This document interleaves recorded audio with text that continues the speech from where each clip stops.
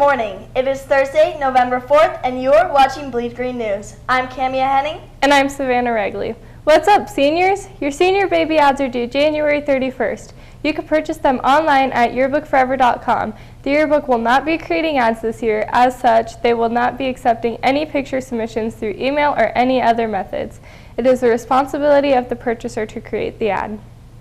Also, senior portraits are due by January 31st. The yearbook will not accept any physical or emailed submissions this year. Go to the office and get a flyer to scan the QR code. If you're not able to submit your photo in the submissions form, please email Mrs. Meyer at meyerr@churchillsd.com. Pre-order your yearbooks at yearbookforever.com. As of right now, they are $60. After February 1st, the price goes up, so order them quickly. The next SAT testing date will be December 4th. Registration deadline for this test will be November 23rd. The Nevada Promise Scholarship is due March 1st, 2022. Also, don't forget to sign up for FAFSA. The deadline is February 1st. Now, on to Brody Allen with his interview of Mr. Steve Johnson, our high school chemistry teacher. Here it is. I really liked the subject, chemistry, and I really liked working with high school students, so it seemed like kind of a good thing to do, because those are two things I really like to do. And I felt like I could maybe if I could get high school students interested in science, they maybe would go on and do some amazing things, and some of them have gone on to do amazing things. So yeah, it worked out really well. So I have a bachelor's degree in biology, chemistry, and music, and I have a master's degree in chemistry education. Well, chemistry is the foundation for so many other things. All of the medical fields require chemistry, a medical doctor, nurse, a physician's assistant, all of the allied health professions. So it's really good, I think, entry level into the medical professions. Then engineering depends very much on a lot of chemistry. So that's a really good, solid preparation for students who are interested in any of the sciences as a profession. I think we know a lot more now about how students learn, and we have more techniques available to teach students who have different learning modalities. I mean, we didn't realize this back in the day, but some people learn better by seeing, visually. Some people are auditory learners, they learn better by hearing. Other people are tactile or kinesthetic learners, which means they learn by doing or touching. And knowing that, you can design lessons, hopefully, that incorporate all of those things, so all of the modalities are a part of the lesson and a part of what students learn. Thank you, Brody, for that amazing interview. Next up, Colton Urquhart interviewed Mr. Lance Latin, our high school Spanish teacher. Check it out. I speak English, Spanish, and Portuguese pretty fluently, and German I'm getting there. I can understand some Italian, so it depends how many you count, but 3 definitely fluently, and German's probably a 4th. The hardest one for sure is German, because it's most unlike English, so that one has taken me I'm still working on it, but it's taken me the longest. Originally I was majoring in engineering and then agribusiness and stuff, but somebody quit in the middle of the year, so they asked me to teach temporarily, and that's how I got into teaching originally, and that's when I changed my major, because I loved it. I enjoyed it, so it's kind of an accident.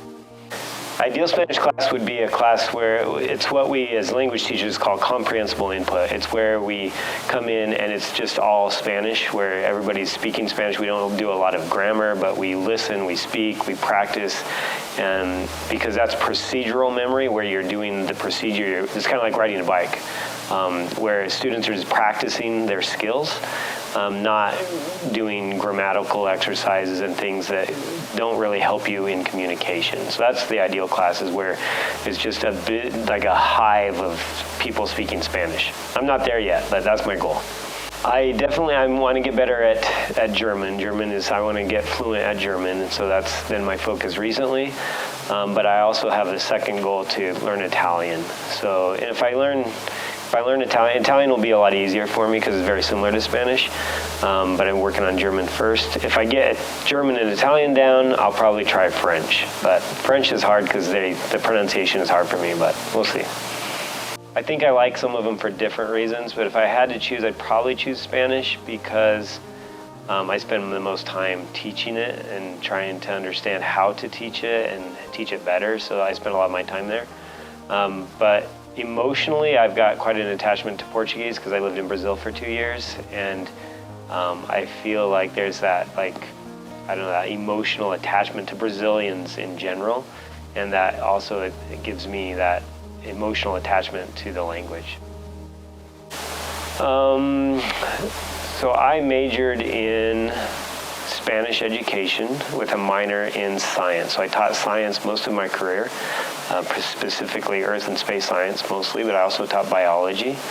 So I studied mostly Spanish in college, but I had a lot of science courses, and secretly, I don't tell a lot of people this because I don't want them to tell me to get my English degree, but I have a lot of English credits. I had an English teacher I really enjoyed, so I took a lot of English classes because I liked the way she taught the classes. So I probably have enough English credits I could teach English, but I don't want to. I went to UNLV for 2 years, and then I went to WNC briefly, and then I transferred to UNR. Thank you, Colton, for that awesome interview. In sports, our Greenway varsity football team destroyed the Sparks Railroaders 41-7 in the first round of the regional playoffs. The Greenway will play the North Valley Panthers in the state quarterfinals Saturday at 1:00 p.m. Good luck! The tennis team had 3 players qualify for state this year: Nathan and Samuel Lords for doubles and Kyla Trotter for singles. Unfortunately, Nathan and Sammy lost with a score of 0-6 and 2-6 in the first round, and Kyla Trotter lost 1-6 and 2-6. Congratulations on a great season. Last Friday, our cross-country team traveled to Reed High School to compete in the Northern 3A Division cross-country meet. Savannah Regley placed 9th overall and will be going to state Friday back at Reed High School. Good luck, Savannah. Thank you, Camia.